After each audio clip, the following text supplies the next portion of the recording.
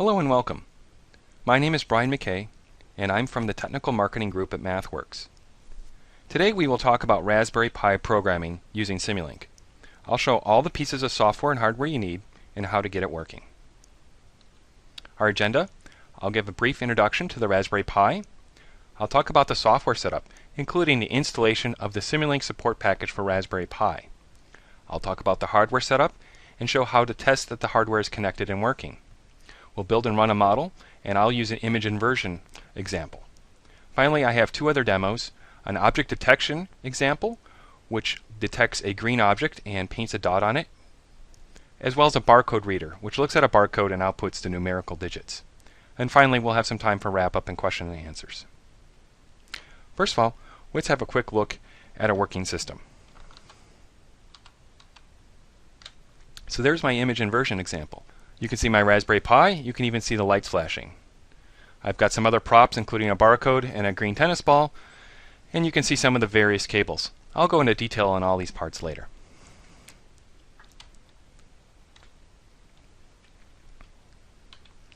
So the introduction of the Raspberry Pi. So what is it?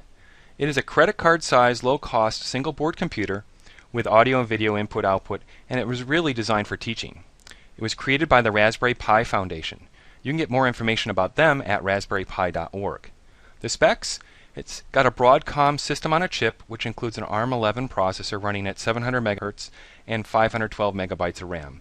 It has a peripheral connectivity for stereo audio and digital video up to 1080p, and supports USB and Ethernet, and it's fairly small, 86 millimeters by 56 by 21, and weighs about 45 grams. The overall real-world performance is something like a 300 megahertz Pentium 2. So, if you're not aware, there are two models of Raspberry Pi, Model A and Model B, and so what's the difference? The Model A has 256 megabytes of RAM, one USB port, and no Ethernet ports, while the Model B has 512 megabytes of RAM, two USB ports, and an Ethernet port. We should note that the MathWorks only supports Raspberry Pi Model B, as we require the Ethernet port to download code. How much does it cost? It's approximately $35 in the US for the Raspberry Pi Model B. Cases, peripherals, and starter bundles are available from a variety of vendors. And where can you get one? A couple places to start is Premier Farnell or Element 14 and RS Components, and there are many other small internet vendors that offer Raspberry Pi. You can Google one probably right now. And for more information about the Raspberry Pi, check out their FAQ at raspberrypi.org. So the software setup. Let's talk about what we need. We need three things. First of all, we need some MathWorks software. That's MATLAB and Simulink, released 2013A or newer. And that can include the student version. However, we should note that the Raspberry Pi support is available on 32-bit and 64-bit Microsoft Windows only. We will need a compiler for the MathWorks software. In order to find one, there's a helpful link there that lists all the supported and compatible compilers for MathWorks products. For my 64-bit Windows 7 installation, I'm using a Microsoft Windows SDK 7.1, which is available at no charge. And the third thing we need is a Simulink support package for Raspberry Pi hardware. What is that? It's a set of Simulink blocks that allow you to generate programs that run natively on the Raspberry Pi. It's downloadable and it's free. Where do you get it? You get from the MATLAB tool strip. You can click Add-ons and get hardware support packages, or you can also type at the command line Target Installer. The support package installer actually leads you through an installation process and installs all the software you need to run on a Raspberry Pi from Simulink. So let's go get it. Okay, the first thing I need to do is check my MathWorks software. Remember I said you needed release 2013A or newer. I am running release 2013B, so I'm good to go. The second thing we need to check is the compiler. One way I can do that is to type this command mix-setup.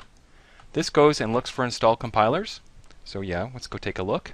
It says that I have Microsoft SDK 7.1 installed, and so that's the one I'm going to select. And yes, that's the one I want. You may need to install the compiler, but this is how you set it up.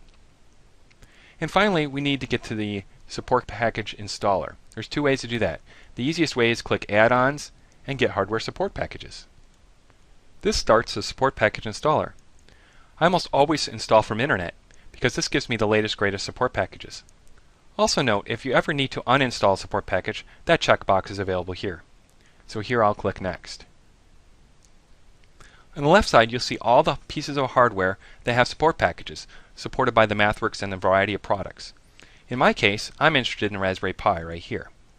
You can see that it gives me an action, which is to install. It could be reinstall, it could be update. It tells me what the installed version is, the latest version, the required base product, which is Simulink, and the supported host platforms. I have Win64. So here I'll just click Next. Next, it asks me to log into my MathWorks account. So here I'll click Login, and I can type in my password. Don't worry if you don't have an account. You can click the Create an Account link and create one right away. Click Login. There's a software agreement. I click I accept, and Next. Now this lists all the third-party software that gets installed to make the Raspberry Pi work. So there are 3 pieces, and you can see the link for each of them as well as the license agreement. The support package installer actually goes out and grabs all of these pieces and installs it correctly for you, so you don't have to do it manually. That makes the installation go much, much faster. So right now I'll click Next and then Install.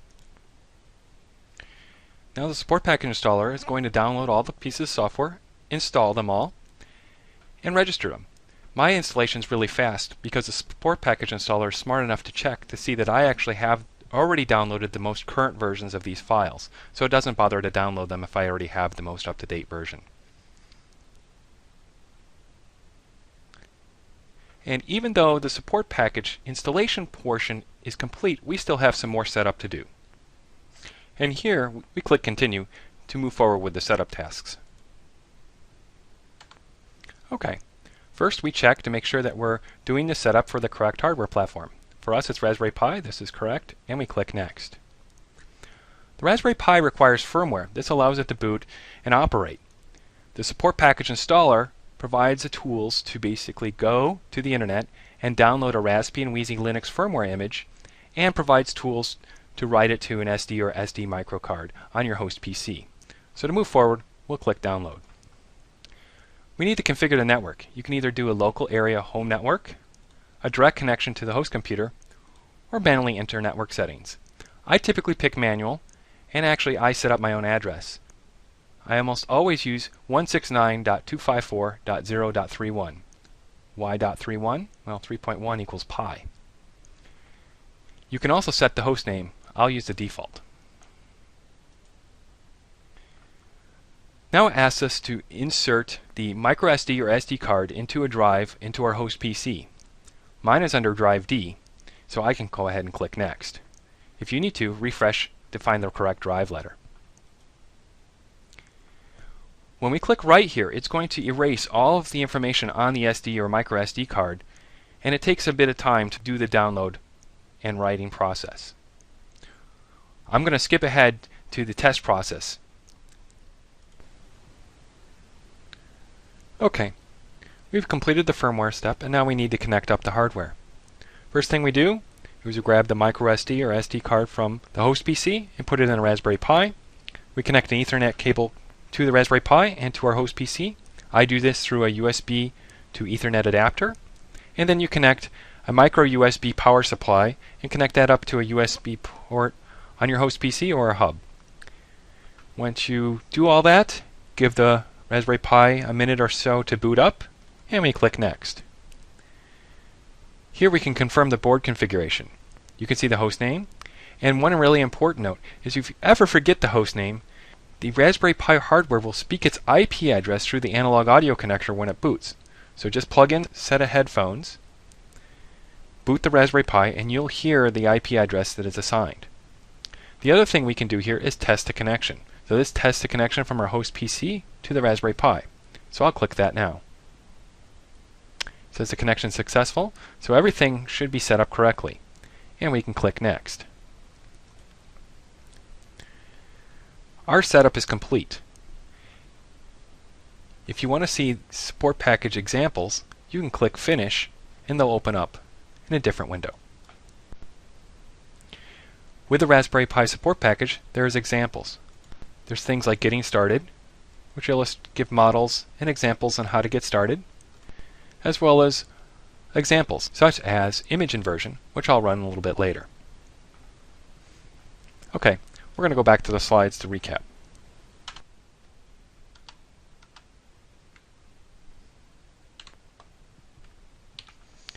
In summary, the support package installer installs all of the software elements you need to connect to and run on a Raspberry Pi, both the Simulink files as well as third-party software products.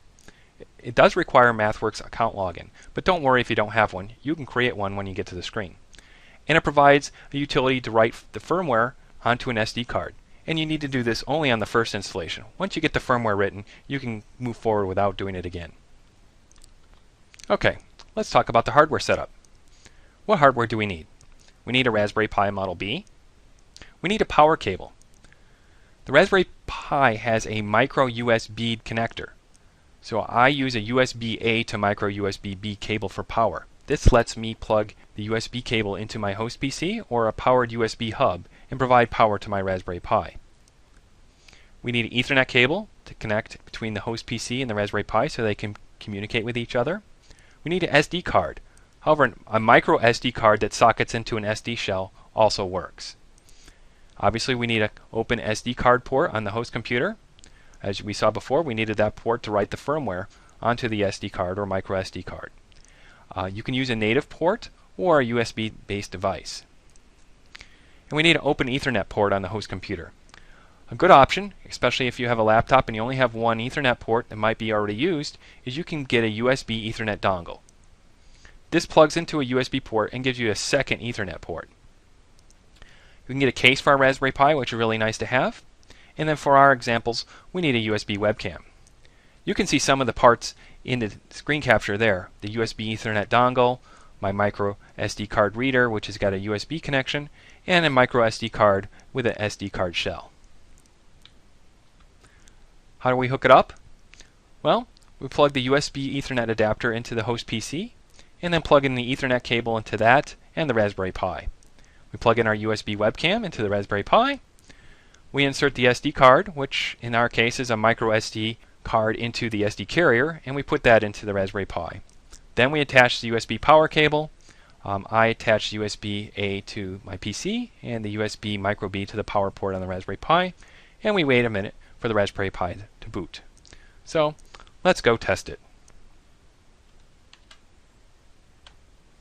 Okay, the first thing we should do is check to make sure our support package was installed correctly. We can do this by looking at the Simulink library, and here it is, the Simulink support package for Raspberry Pi hardware. We can also use the command line. Type in Raspberry Pi lib, and this opens the block set. You can see the blocks here. We have UDP send and receive, audio capture and playback, video capture and display, GPIO read and write. The GPIO pins are special to the Raspberry Pi and provide additional digital signal lines, as well as the LED and eSpeak text-to-speech. Remember those examples? If you lose track of where they are, you can always double-click on the blue block to get them back. Alright, the next thing we want to do is test our connection to the Raspberry Pi. I do that by using ping. Type in !ping with your IP address at the command line. This actually executes the DOS command, but from within MATLAB. If you see something like this, where you've sent 4 packets and received 4 packets and 0 were lost, that means you're connected correctly to the Raspberry Pi. So don't forget the ping command. It's really, really helpful. Finally, let's open the model that we want to run.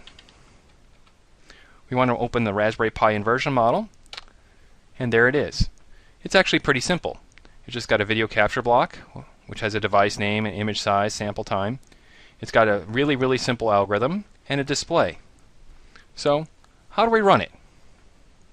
Well, the first thing before we run is we check Tools, Run on Target Hardware, Options, just to make sure everything's configured correctly. We have the right target hardware, and we have the right host name, so we should be good to go. There are 2 ways to run the model. The first is the Deploy to Hardware button. Use this mode if you do not wish to interact with the application running on your Raspberry Pi from the host computer.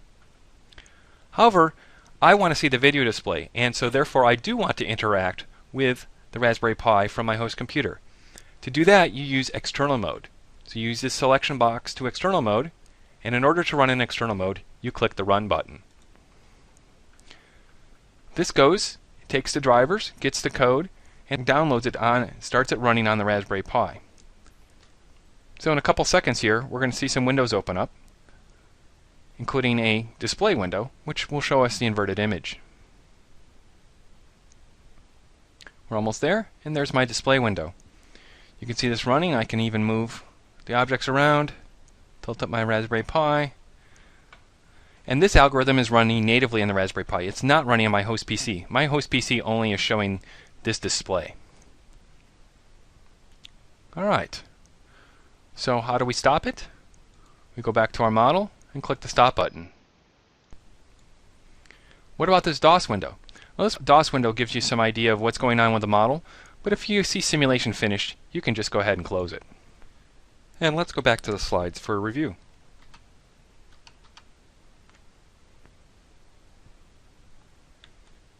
Okay, as a summary for our testing, we checked for the support package installation.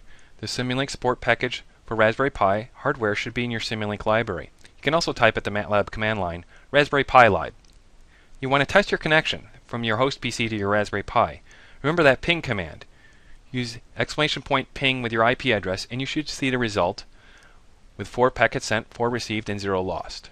So that gives you an idea that you are connected correctly. We opened up the Raspberry Pi image inversion model by typing Raspberry Pi _inversion at the command line. And then we wanted to double check. So we clicked Tools, Run on Target Hardware, and Options. Make sure that the target hardware is equal to Raspberry Pi and check the IP address. And then to get it to run, we used actually the external simulation mode and the Run button. The external mode allows you to tune parameters and monitor signals, like the display, in the model while the application is running in the hardware.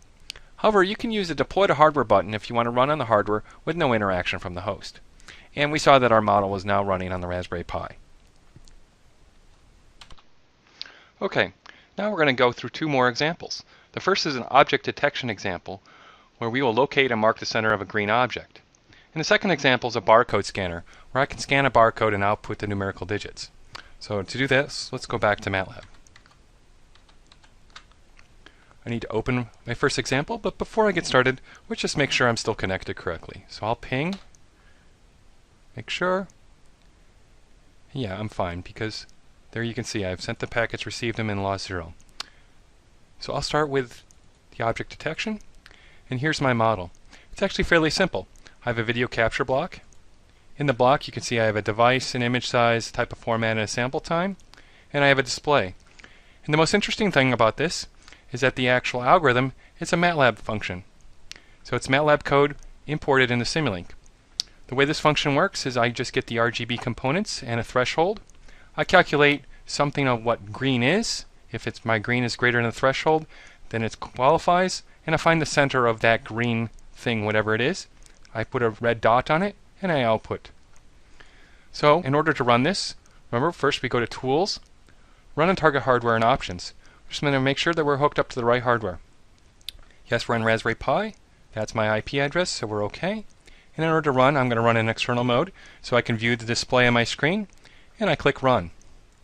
This prepares the model, generates code, downloads it, and starts the model running. Now we're in the download phase. You should see some windows pop up. And connecting to the Raspberry Pi, and there we are, we're running. So you can see that dot on my green tennis ball. I can reach back here and I can move it around and it'll track my tennis ball.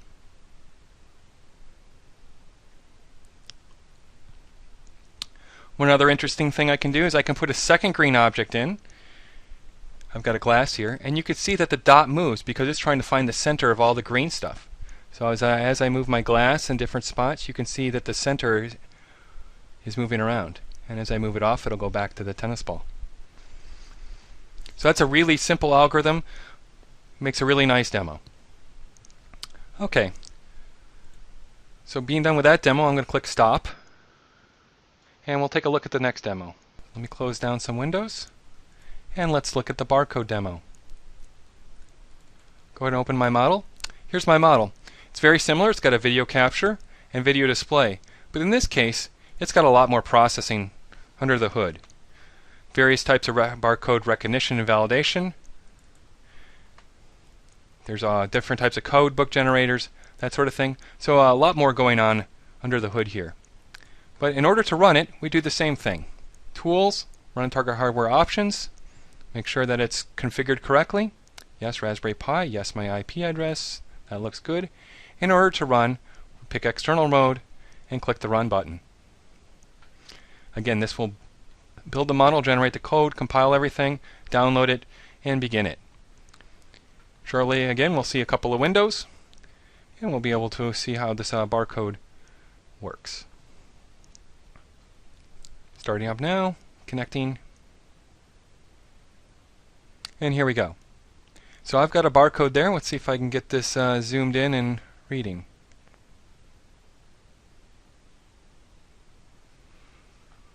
Okay, I've kind of adjusted it so it reads correctly. You can see that it prefixes a 9. And it's basically scanning that barcode, translating the bar graph, and outputting in numeric digits. So that's pretty clever. The reason you have to move around the webcam or enlarge the barcode is because webcams that you typically buy online have a fixed focal length or do not autofocus. Their typical focal length is around 40 centimeters. So you need to get it set up correctly so it can read the code. Alright, we can go ahead and close this model down. Click stop, and we're going to go back to wrap up.